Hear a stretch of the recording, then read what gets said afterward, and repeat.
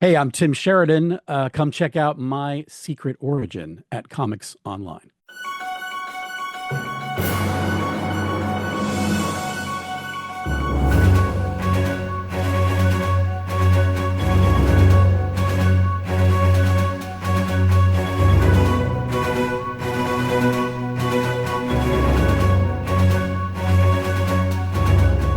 We're celebrating Comics Online's 25th anniversary, and Yeah. what we wanted to do was celebrate those who contribute to the world of pop culture and to comics, and really celebrate you and give you an opportunity to share your secret origin, how you got into comics, and earliest memories of comics. So we'll start off with how did you find yourself working in the world of comic books?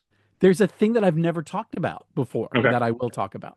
But officially, so I started writing comics. I got hired by um, DC and Dark Horse at the exact same time after having a career, having started my career in television and movies in animation.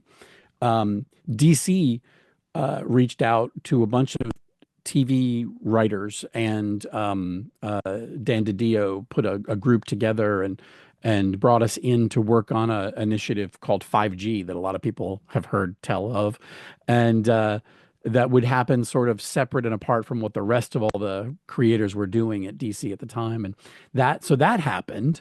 And then at the same time, I had been working on a show for Netflix and Mattel called Masters of the Universe Revelation with Kevin Smith.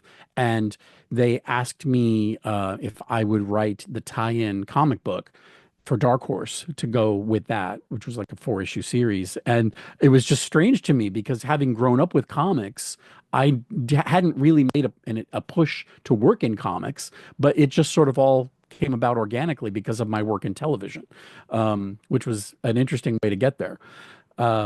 But here's an interesting thing. The reason why I have a career in television is because I I was kind of lost. I didn't know what I was going to do. I went to drama school, and I just people kind of told me I studied Shakespeare, and people told me that I was good at that, and so I tried to make a career somehow on stage.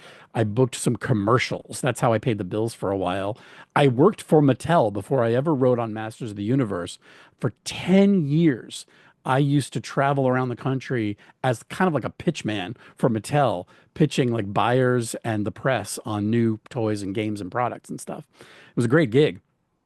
But so I kind of was a little bit lost. And so I was like, what am I going to do? And I'd always been writing my whole life, but I didn't really think professional writing was something I could do.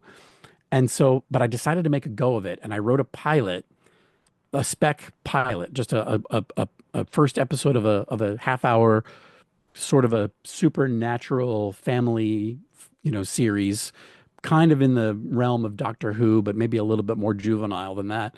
And I gave it to a friend of mine who was an executive at what used to be it was the Hub Network, which was a Hasbro and Discovery, I think, had a channel called the Hub. He was an executive there, and I said, "Listen, I just want you to read this and tell me if I'm barking up the wrong tree. Like, give me the real network notes. Tell me what you would say if somebody gave you this as a script." He loved it and saw something there and started opening some, very small doors for me. Like I wrote some webisodes based on a TV show, a live action TV show called Spooksville that was based on some books. And the guy who was the showrunner of that show was Jim Krieg, who a few years later would hire me to write on a show called Justice League Action, which was the first show I ever worked on television. He also hired me at the same time to do an episode of a show called Legend Quest that he was running on Netflix. So I got to do those animated shows. But here's the piece that I never talk about. The pilot that I wrote was not an original story. It was based on a comic book that a friend of mine created, a college buddy of mine. And when we first had moved to Los Angeles out of college, he had he had created one issue of this comic book, and he booked a table back in the day when you could, a small press table at San Diego Comic Con. And we had only ever been to San Diego Comic Con once on a Sunday for 5 minutes. But the next year we were there we had some friends who were really handy. We built this really cool booth and we were giving away this comic book and trying to catch some sort of, fire with that book. That was his story, his book. I didn't write it. I was just a well-wisher there helping him out. But I always loved the story and I loved the characters. And it just kind of nothing ever happened with it until, and still nothing's really happened with it, except I used that as the sort of jumping off point, and I used that as the basis for the pilot script that I wrote that ended up opening up all these sort of doors. So I guess the moral of the story is like it's good to have friends. It's great to have talented friends and people in positions of authority that can sort of, open doors and shine a light on your work. They only do that when you can actually do it and keep the door open yourself, luckily I didn't make anybody look too bad and I was able to get start a career. But yeah, it was my career in TV that ended up opening the doors for me into comics.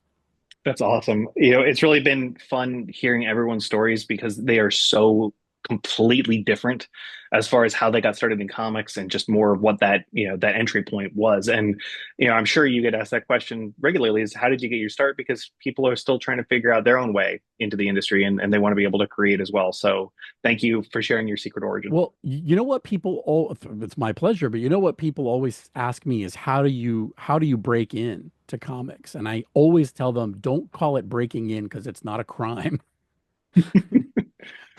I feel like there's a sort of a backhanded kind of thing about breaking in. Like it's like there's a secret. You've got, no, you just work hard and you try to become better at what you do. And ultimately it's going to be about not who you know so much as who knows you and who trusts you to not make a fool of them. That's who's going to open a door and give you a gig.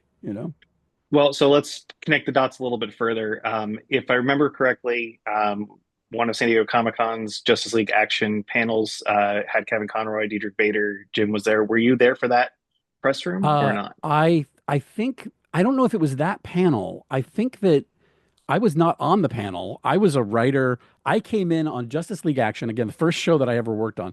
I came in at the very end, and we didn't know it was only going to be one season, but it ended up only being one season. And I wrote kind of like, five, I actually wrote 6 episodes. One of them, the supervising producer, Butch Lukic, deemed unproducible because it was too expensive. So we threw that out, and I ended up writing a new one, which became the series finale called She Wore Red Velvet. And but that I came in at the end. I was the new guy. There was a ton of great, amazing writers who'd been working on the show, and so that was really nice of them to give me an opportunity and to keep bringing me back to write some episodes. But um, uh, but I was at the panel in the audience when they showed one of my episodes that I had written to the crowd at Comic Con, which I just couldn't believe. Um, and by the way, I may be completely confusing Comic Con and WonderCon too. Like I don't remember if it was at WonderCon or if it was at San Diego where they did this. Maybe they did it Yeah, at they're both. interchangeable. It's fine. Because it also happened on a show that I worked on for Lauren Faust called DC Superhero Girls. And they showed one of my episodes at San Diego, I think, for that one. Maybe WonderCon was Watchtower Tours was the episode they showed from Justice League Action, where Booster Gold starts on the side selling tours of the Watchtower to make money, and, wacky complications ensue. That was all based around Alan Burnett, who's legendary animation writer and producer from Batman the Animated Series and everything, Super Friends even. It was based on his experiences as a young man working as a page at NBC in Burbank, where Johnny Carson did the Tonight Show, which, by the way, is the lot where Warner Brothers Animation now is headquartered in the same location.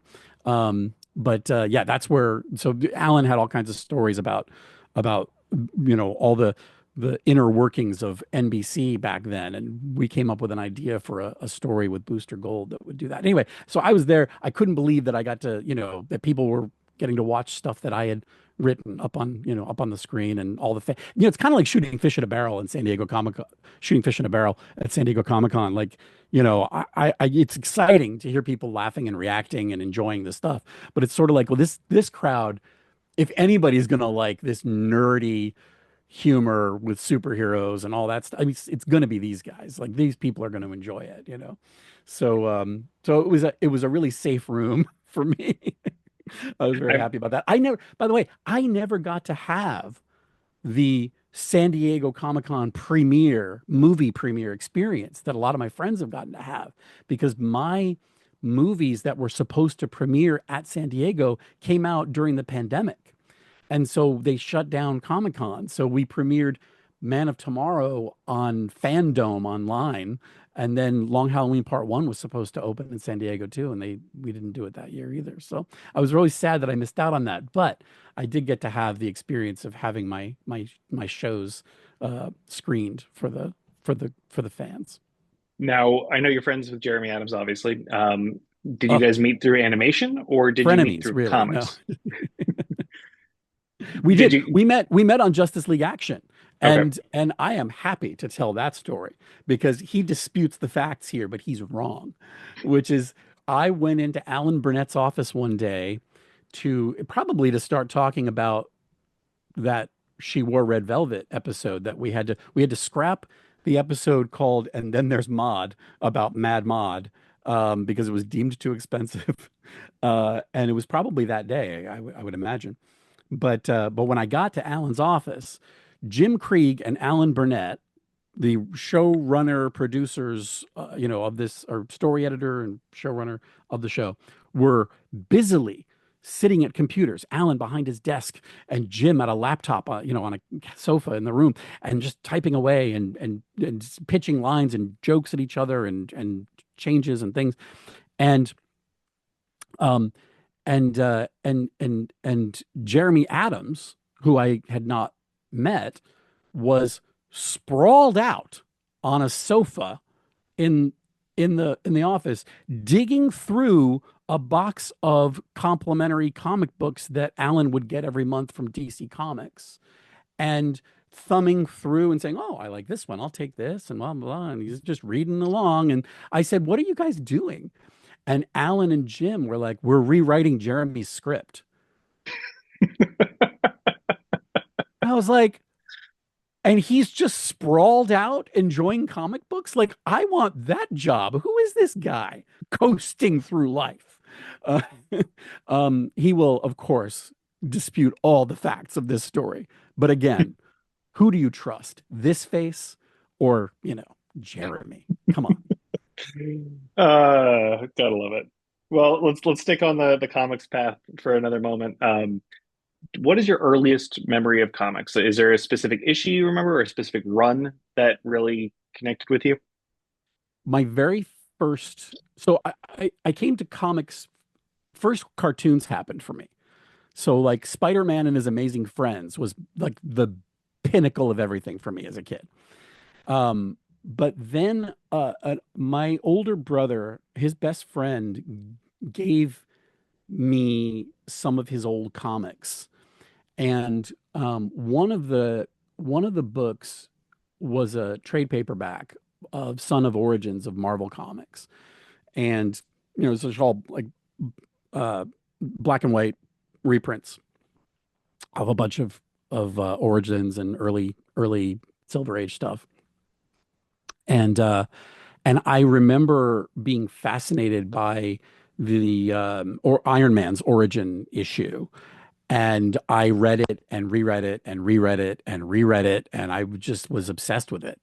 And then that sort of, I think that's how I learned how to read comics, was looking at them, in black and white in that trade paperback. Imagine when I saw them in color. It was what a revelation. Um, I remember too, one of the comics I had was one of the ones he gave me, and he didn't, there was, I remember the paperback, but there was only a few floppy comics, and one of them was a issue of Thor. I forget the number, but you might remember it. With Beta Ray Bill on the cover, drawn by Walt Simonson, and that was a treasured possession of mine for a long time, and it was a beautiful, very famous cover. And I just the crazy weird thing about my life is that I ended up getting to write something with the Simonsons, and it's all these great folks who I grew up admiring. At least as a kid, I didn't really know if I admired them. I just knew their names and I knew that they were doing this thing and it was cool.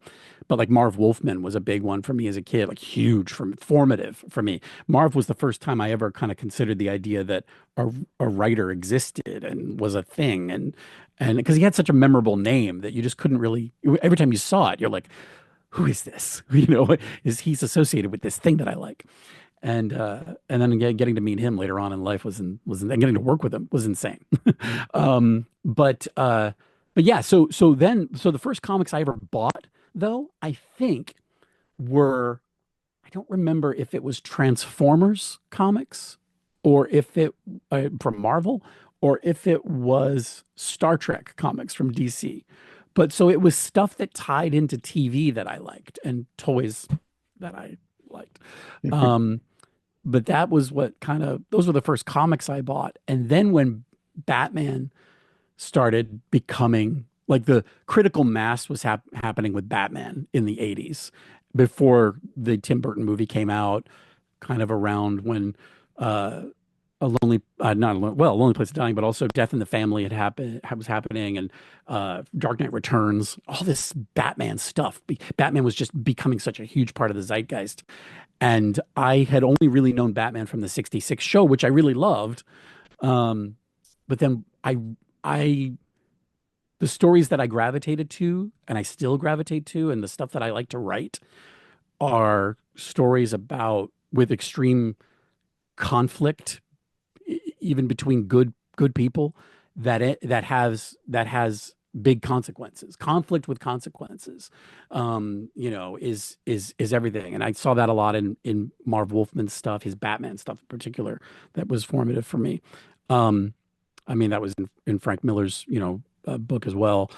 That was all, and it all started with Transformers the movie, the animated movie, which was all conflict and consequences for me. So that was the stuff that I really gravitated toward, and that was what was happening in Batman comics. And so I started picking those up and reading like religiously, like every month I was picking up Batman and Detective Comics because it was not Batman 66 at all. Like it was really, I was surprised to find how, serious and adult these things were. And I was really into it. You can't see, I've got my Transformers the movie poster signed by Peter and Frank over here. That's one of my favorite things in my office. So, Oh, that that uh, that movie was everything for me. I mean, mhm. that movie is the absolute foundation of everything I do and think of as a storyteller.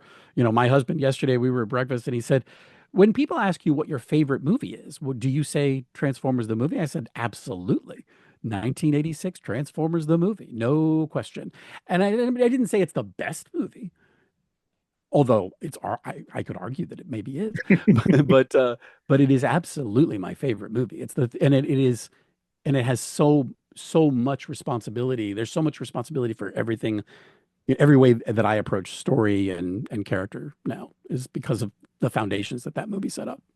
I've got some Transformers stories to tell you after this, but I want to end on one last question. We've we've seen a renaissance with comics in the last few years. I feel like we've been getting some deeper storytelling. Just really, just so many amazing books are out in the market. From Dawn of DC to DC All In, including Alan Scott Green Lantern, but even the Absolute Power books, Ultimate Line from Marvel. Daniel Warren Johnson's Transformers, all the things that Kirkman is doing with the Energon universe. I mean, the list could just keep going. Space Ghost with Dynamite. What are you most excited about for 2025 as far as the comic industry? Working in it still, I hope. That's what I'm really looking forward to. I don't know. It is. I will say this. I hope you're right. I mean, I hope that fans are craving deeper stories, more character exploration, more of the conflict and consequences I'm talking about. I'm looking forward to more of that if we can get it. I often feel like I'm a little bit lost in comics nowadays because I don't totally see it maybe the way you do and the way some people do. I worry that maybe the kinds of stories that I want to tell in comics specifically are not what comic readers are necessarily looking for. I sometimes wonder if maybe the stuff I'm trying to do is a little too heavy here. And I don't think the stuff I do is that heavy, but I feel like maybe people are just looking to escape. Maybe they just want something really light and fun, that they can just sort of, read and enjoy quickly and move on to the next one. And I think that those comics are great. I really do. But that's not necessarily the kind of stories that I tell. So I hope that there's more of that. I really hope that there's a deepening of readers' interest in character and story and getting into the some of the darker corners, and because I just think that's how we understand ourselves. That's how we understand each other when we really break it apart and examine, these archetypal mythological characters that we've lived with our whole lives. I want to see all angles of them, good, bad, warts and all. I want to see everything, and I want to learn about them and hopefully a little bit more about us. So there's a lot of great stuff coming out. Some stuff I can't talk about yet, but I think, having said that, by the way, I have a project that I'm working on today that is the opposite of what I normally would do. It's what I started out doing, lots of fun, comedy, things like that. I'm going to be working on a book that is a lot lighter than the stuff I normally would gravitate toward. So, I guess in comics there's room for everything, even with me. You know what? I think you said it well, but I think there is a happy balance happening right now where there is something for everyone, and comics are feeling a lot more inclusive at the moment Hmm. in terms of offering diversity of characters, but also just making sure that it's not volume or quantity over quality. I feel like so many of the books that I'm reading right now are just consistently hitting on like all cylinders, and I just hope that that continues into the new year. You can't just keep catering to one part of the marketplace. If you love comics and you want comics to continue to survive, not even thrive, but to survive, because I think we all know how difficult this business is and how much more difficult it becomes every year. But we've got to open up those doors and represent new markets and new people that don't necessarily think to pick up a comic book. Show them that their stories are being told in comics, and that it's a safe space to learn about each other and learn about the world. I think more of that, please. Well, we look forward to you sharing whatever projects you're working on in the new year. But until then, Alan Scott the Green Lantern is available trade paperback form at your local comic book store and at bookstores. So, Tim, thank you as always for sharing time.